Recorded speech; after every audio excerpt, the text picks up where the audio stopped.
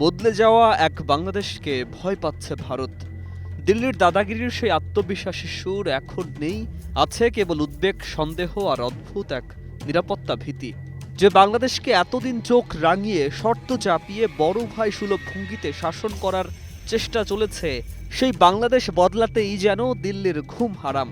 আর সেই ভয় থেকেই কিনা ভারতের সবচেয়ে কৌশলগত চিকেন স্নেক করিডরে রেললাইন মাটির নিচে লুকানোর সিদ্ধান্ত।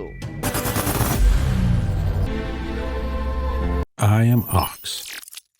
ভারতের উত্তর পূর্বাঞ্চলের সঙ্গে মূল ভূখণ্ডের একমাত্র স্থল সংযোগ শিলিগুড়ি বা চিকেন স্নেক করিডোর নিয়ে বড় সিদ্ধান্ত নিয়েছে মোদী সরকার।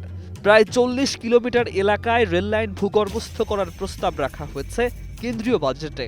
টাইমস অফ ইন্ডিয়া বলছে, নেপাল, ভুটান, বাংলাদেশের মাঝখানে অবস্থিত এই সংকীর্ণ করিডোর ভারতের নিরাপত্তার সবচেয়ে দুর্বল জায়গা। কথায় কথায় শক্তির প্রদর্শন করা দিল্লি আজ স্বীকার করতেই বাধ্য, এই জায়গাটা নিয়ে তারা ভীষণ ভয় পাচ্ছে। এই ভয় হঠাৎ করে আসেনি। সম্প্রতি চিকেন স্নেক নিয়ে হাসনাত আবদুল্লাহর বক্তব্যের পর দিল্লির অস্বস্তি আরও স্পষ্ট হয়ে ওঠে। বাংলাদেশে রাজনৈতিক বাস্তবতার বদল, দিল্লির পছন্দের সরকার না থাকা আর ঢাকার কূটনৈতিক স্বাধীনতা, সব মিলিয়ে মোদী সরকারের মাথায় যেন আগুন।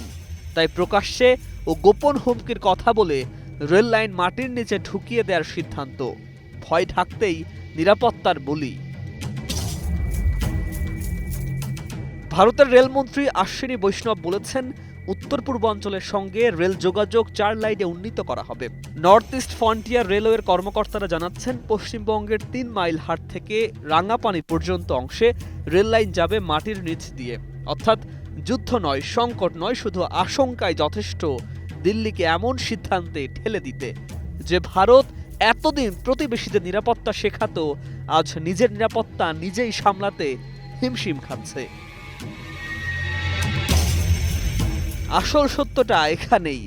দিল্লির দাদাগিরির দিন ফুরিয়েছে। বাংলাদেশকে নিয়ে একচেটিয়া প্রভাব বিস্তারের যে অধ্যায়, হাসিনা পালানোর সাথে সাথেই সেটার পর্দা নেমে গেছে।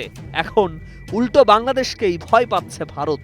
তাই মোদি, দিল্লি আর তাদের বিশ্বগুরুর ভাব, সবকিছু মিলিয়ে এই ভূগর্ভস্থ রেল লাইন আসলে ইস্পাতের নয়, এটি ভারতের আতঙ্কের স্মারক।